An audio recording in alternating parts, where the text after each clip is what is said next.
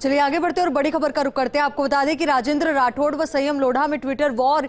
भाजपा नेता राजेंद्र राठौड़ ने लिखा ट्विटर पर, आपको हर बार कांग्रेस अयोग्य मानकर टिकट से महरूम रखती है, लेकिन आप सदैव अंगूर खट्टे हैं कि तर्ज पर टिकट नहीं मिलने के बाद भी दर्द को दबाकर कांग्रेस के स्वघोषित प्रवक्ता की भूमिका में आ जाते हैं। मित्र, आप संघर्ष करते रहे, कभी तो अंगूर मीठे होंगे, कभी तो आपकी योग्यता का सम्मान होगा। इस पर संयम लोढ़ा ने किया राठौड़ पर पलटवार। संयम ने जवाबी ट्वीट करके लिखा, आप भाजपा में मेरी मेधावी दोस्त आज उपनेता बनने पर मजबूर हैं।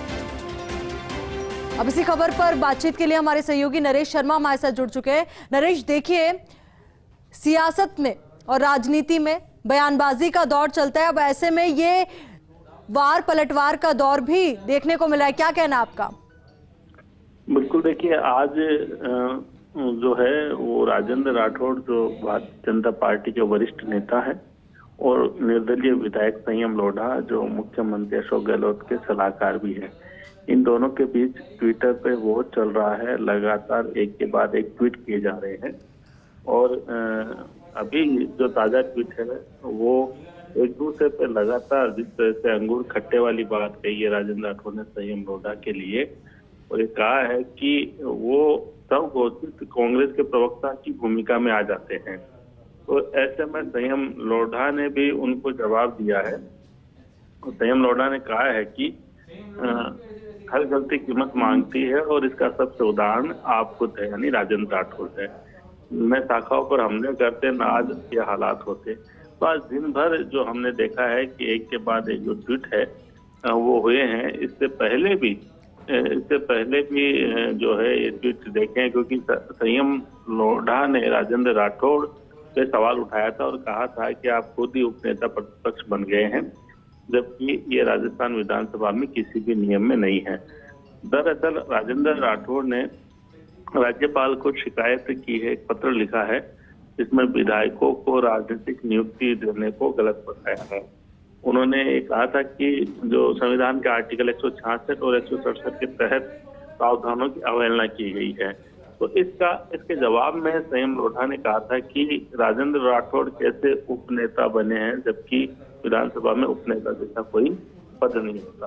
तो इसके बाद राजेंद्र राठौड़ ने फिर से जवाब दिया और उन्होंने कहा कि जब 14वीं विधानसभा में कांग्रेस के 21 एमएलए आए थे, तब रमेश मीणा को उपनेता प्रतिपक्ष क्यों बनाया था। तो ऐसे में जो लगातार जो है एक के बाद एक जो ट्वीट है वो एक दूसरे के खिलाफ हो रहे हैं।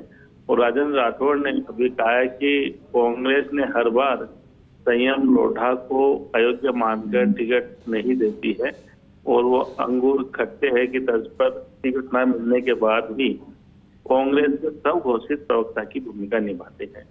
अभी ये सिलसिला लगातार है, वो जारी है ट्विटर के ऊपर दोनों के बीच में।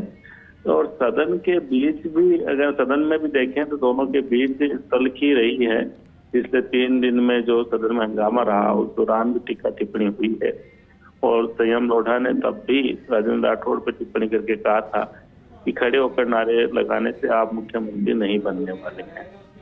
तो ये लगातार जो है एक दूसरे पर टिप्पणी हो रही है। लेकिन अब चूंकि आज दिन भर में कम से कम 4-5 ट्वीट है जब दोनों नेताओं ने एक दूसरे के लिए किए हैं और जो राजनीति से जुड़े लोग हैं जो वो लगातार इसको वॉच कर रहे हैं और इसको लेके लगातार टिप्पणियां भी आ रही है। वो बता रहे हैं कि किस तरह दोनों नेता इस तरह से सोशल मीडिया पर एक दूसरे के खिलाफ टिप्पणी कर रहे हैं। बिल्कुल, यानी नरेश कह सकते हैं जो वार पलटवार का दौर सदन में जारी था, बयानों के जरिए जारी था, हालांकि साफ तौर पर नहीं, पर इशारों में एक दूसरे पर ये तंज कसे गए, पर अब ट्विटर के माध्यम से साफ तौर पर ये स्थिति सबके सामने रख दी गई। बिल्कुल, देखिए, अगर हम बात करें तो मैंने कहा कि आज कम से कम 4-5 ट्वीट ऐसे हुए हैं जब राजेंद्र राठौड़ और संयम लोढ़ा ने एक दूसरे के खिलाफ टिप्पणी की है। और जो जैसे मैंने कहा इस सिलसिले की शुरुआत हुई थी राजेंद्र राठौड़ ने एक ट्वीट करके जानकारी दी थी कि उन्होंने राज्यपाल को पत्र लिखा है और जो विधायकों को राजनीतिक नियुक्ति दी है उसको गलत बताया है। तो इसके जवाब में उन्होंने शुरुआत की थी कि राजेंद्र राठौड़ फिर उपनेता कैसे बन जाते हैं, विधानसभा में कहाँ है ये पोस्ट, कहाँ लिखी हुई है। तो तब ये टिप्पणी का जो सिलसिला है वो आगे बढ़ता है, लेकिन लगता नहीं है कि अभी ये सिलसिला थमने वाला है, क्योंकि न केवल संयम लोढ़ा के जो समर्थक है वो भी अब जो हमला कर रहे हैं, उधर राजेंद्र राठौड़ समर्थक और जो भाजपा के कार्यकर्ता है वो भी टिप्पणी कर रहे हैं। और अब तो सोशल मीडिया पर इन दोनों के जो ट्वीट है वो वायरल हो रहे हैं, और साथ में भी कह रहे हैं कि प्रदेश में राजनीति में अब किस दिशा में आगे बढ़ती है।